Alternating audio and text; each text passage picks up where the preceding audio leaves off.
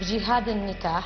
بالحقيقة هذا المصطلح قذر جدا. عم قال لي شلون هيك؟ قلت له والله هيك. لقيت جوزي شرد صفن، ما حكى شيء، لا قال لي ايه ولا قال لي لا. بعدها بفترة نزلت لعند ابو دياب، سلمت عليه وقعدت انا وياه. اجى قال لي بده يفوت عليك الشيخ اياد. قلت له مو اليوم، بكره. فتت، اجت ثاني يوم، فلت بنفس اليوم، اجت ثاني يوم. قلت له ماشي. فات كمان كتب كتابه علي الشيخ اياد، ونفس الحركه، كتبوا الكتاب وحطوا له محرمه على ايده وصلى ركعتين وتزوجني ورجع طلقني. خلص الشيخ اياد وطلع، سحبت حالي انا وطلعت من المقر. بس انا هون كنت شايفه بنات كثير ونسوان.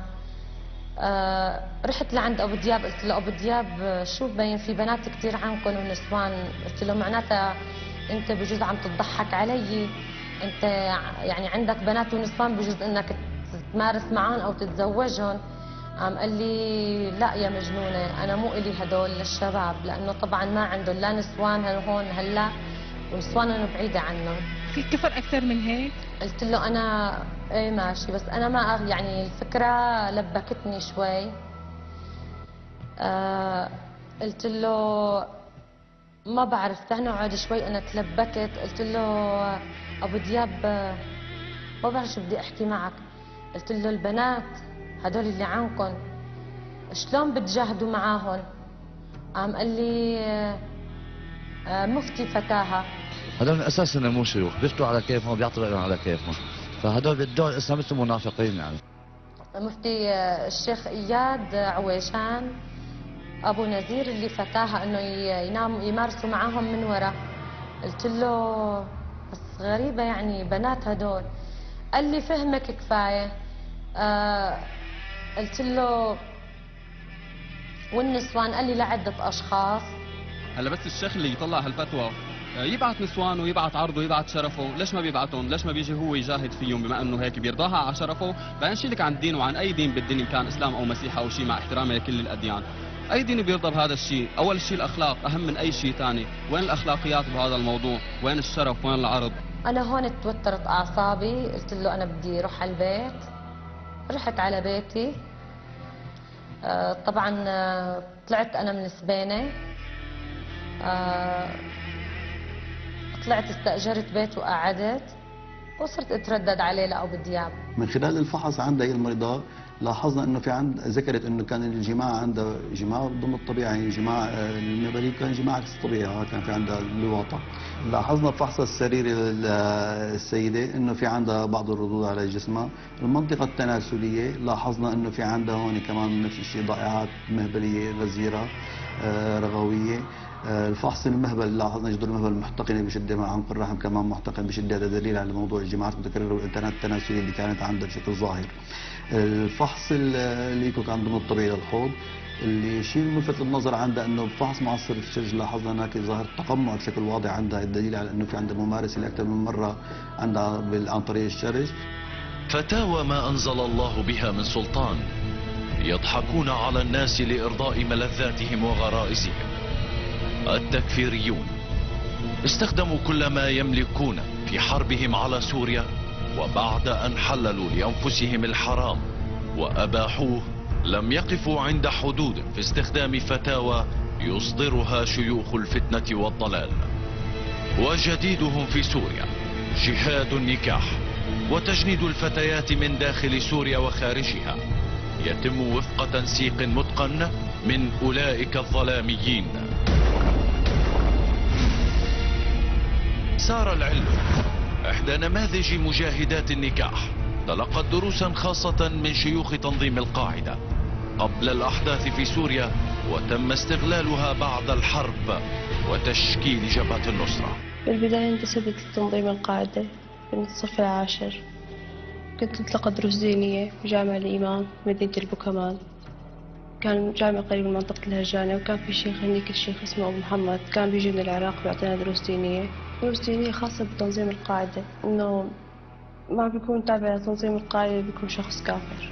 هلا المشكلة انه هن عم بيروجوا لفكرة وفي مين عم بيسمع لهم بغياب مرجعية أساسية دينية واضحة المعالم، لأنه نحن عندنا مشكلة انه المشايخ كل مين عم بيفتي على كيفه. كنا أول شي بنات ناخذ دروس دينية، تقريبا شي 10 بنات، بعدين انضموا، يعني توسعت المجموعات صار أكبر. كان أكثر شيء أمور جهاد النكاح يطلبون إنه كوننا كبنات، إنه أي شخص تابع لتنظيم القاعدة يمكن يمارس الجنس معه. هلا أول شي فترنا إياه وأثبت لنا إياه إنه بآيات قرآنية كان محرفة، وأحاديث إنه كانت للرسول صلى الله عليه وسلم، إنه على أساس إنه هي أحاديث لإله، بس طلعت بالأخير إنه محرفة، إنه بثبت إنه يحق لنا إنه نحن كبنات تابعين لتنظيم القاعدة إنه نمارس الجنس مع أي شخص من جبهة النصرة أو من تنظيم القاعدة بشكل عام. إنه أخبرونا بأنه هذا الشيء واجب علينا، كنا بنات تابعين لتنظيم القاعدة. فيما بعد ما خلصت دروس دينية وبداية الأحداث هي بسوريا، بلشت جند فتيات، بلشت أعطيهم الدروس الدينية، إنه أشرح لهم الأفكار، أشرح لهم إياها بشكل مفصل، وبحاول إنه أعمل لهم إنه أرغبهم فيها.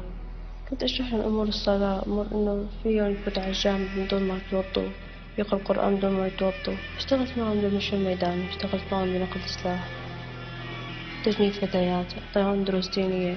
الكتيبة تشكلت من بنات وشباب. البنات كنت أنا جندتهم. بعد ما عملنا تشكيل الكتيبة بشهر 6، أول مرة كان مع أحمد نجاح العيسى، طلب إني أمارس معه جهاد النكاح. كانت بتاوي، يعني كان عندنا إياها هي عقيدة واجب علينا أن نمارس مع أي شخص تابع جبهة النصرة جهاد النكاح.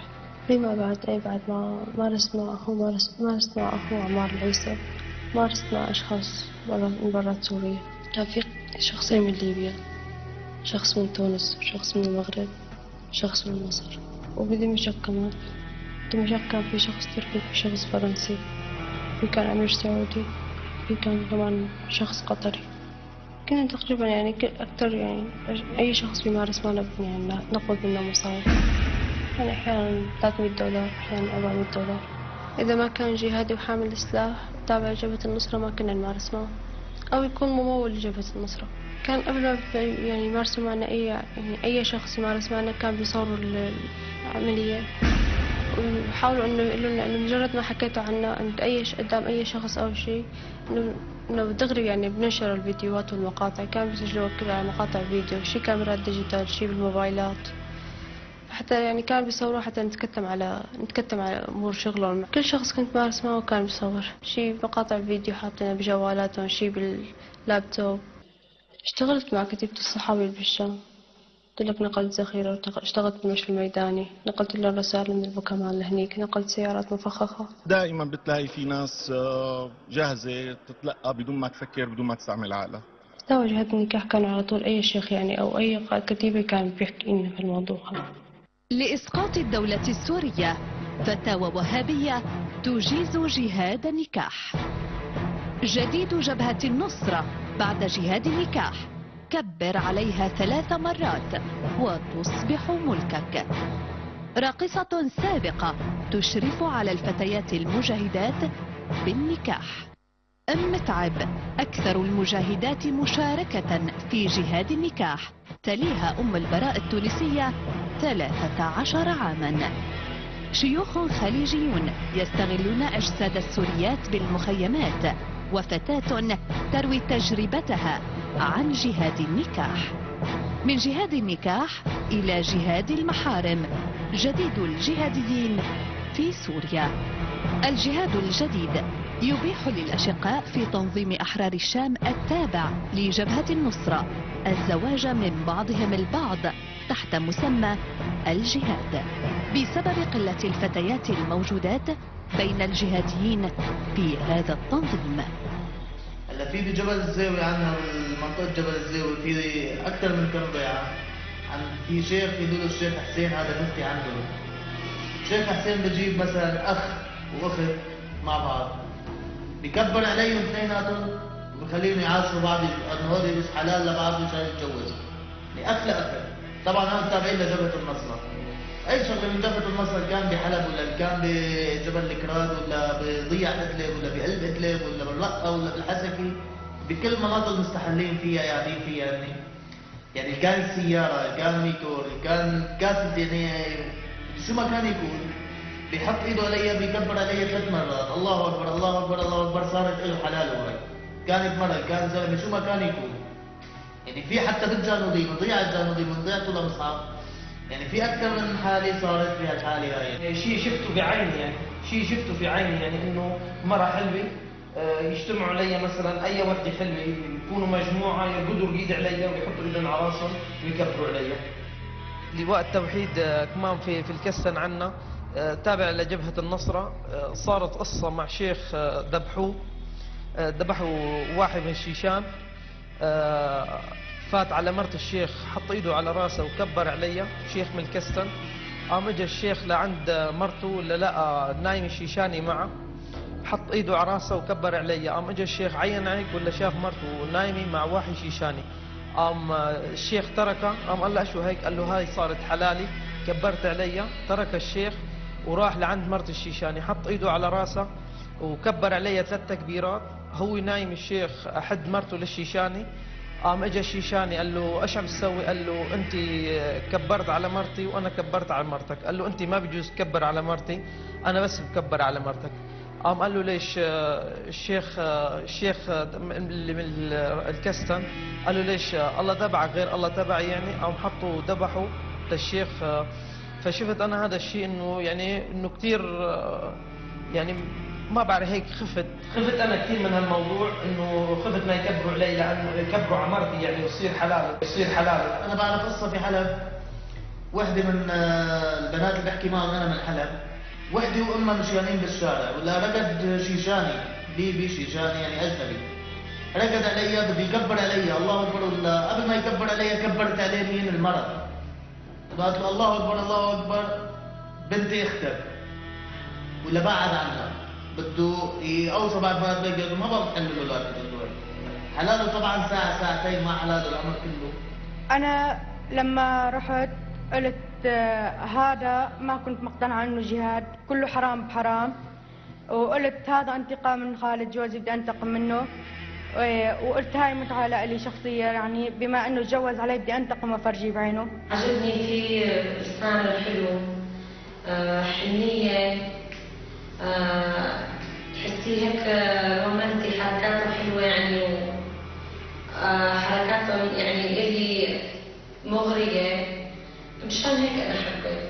كانوا يحكوا لنا شيء نحن مصدقينه يعني حتى إذا زلمة إذا حكى إنه مرته كبروا علي قدامه كذا، يعني إذا راد يحكي بكبروا عليه كمان، بيعاشروه له لواطة يعني لوط اولاد له، يعني ما عندهم اي مشكله هن. انا متزوجه ما فيني اتزوج مره ثانيه، عم قال لي لا فيك تتزوجي ثاني، هذا جهاد في سبيل الله. قلت له بس ما بعرف ما عندي بفوت لمخي. قال لي لا بلا في الرياضه هذا الشيء بصير. يلي يا ابني هذا جهاد في سبيل الله وكتب كتاب نظامي. ما بعرف شلون لعب بعقلاتي، قال لي انه هذا جهاد في سبيل الله ومو حرام انه اذا انت مره ثانيه تزوجتي، يعني بهالاسلوب اخذني. شيء ينبسط هو يعني. عملت كثير بمخي، ما عاد خلاني استوعب شيء. اذا بيكون عمرها 7 سنين ما عندهم مشكله. 7 سنين ما عندهم مشكله، يعني المهم يغتصبوها. يعني بيرقدوا علي، يعني سبقوا سباق علي لحتى يكبر علي. بصيح 3 مرات الله اكبر، بكبر علي، صارت حلاله ساعه ساعتين. هذا الشيء كذب وكله حرام بحرام، كذب بكذب وما حدا فاتيها ومن وراها